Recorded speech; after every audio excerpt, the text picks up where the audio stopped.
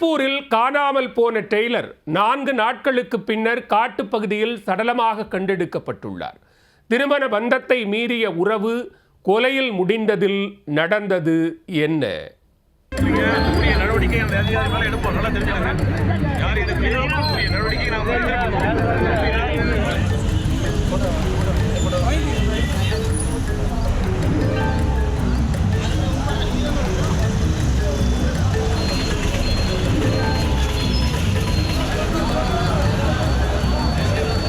திருப்பூர் மாவட்டம் பல்லடத்தில் உள்ள அருள்புரம் பகுதியைச் சேர்ந்தவர் விக்னேஷ் தர்மா.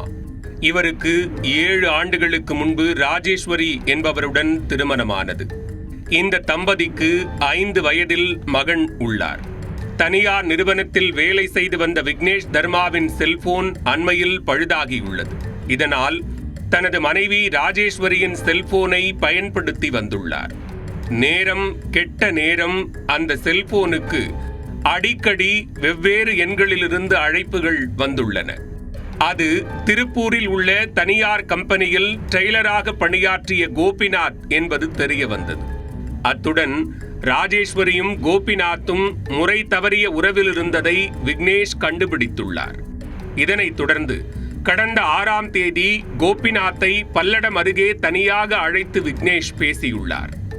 அப்போது தனது மனைவியிடம் எந்தவித தொடர்பும் வைத்துக் கொள்ளக் கூடாது என்று எச்சரித்துள்ளார். இது தொடர்பாக இருவருக்கும் இடையே வாக்குவாதம் ஏற்பட்டுள்ளது. அதில் ஆத்திரமடைந்த விக்னேஷ் கோபிநாத்தை கடுமையாக தாக்கியுள்ளார். பின்னர் அருகில் கிடந்த கயிறை எடுத்து கோபிநாத்தின் கழுத்தை நெரித்து கொலை செய்துள்ளார். இதனிடையே கோபிநாத்தின் மனைவி சத்யபாமா தனது கணவனை காணவில்லை என்று திருப்பூர் வடக்கு காவல் நிலையத்தில் புகார் அளித்துள்ளார். புகாரின் பேரில் வழக்கு பதிவு செய்த போலீசார் கோபிநாத்தை தேடி வந்தனர்.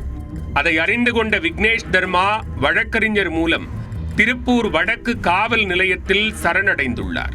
அவர் கொடுத்த வாக்குமூலத்தின் அடிப்படையில் பல்லடம் போலீசார் சம்பவ இடத்திற்கு சென்று கோபிநாத்தின் உடலை கைப்பற்றினர். தொடர்ந்து விக்னேஷ் தர்மாவை கைது செய்த போலீசார் விசாரணை மேற்கொண்டு வருகின்றனர். முறை தவறிய உறவால் டெய்லரை பெண்ணின் கணவர் அடித்து கொலை செய்த சம்பவம் திருப்பூரில் பரபரப்பை ஏற்படுத்தியது.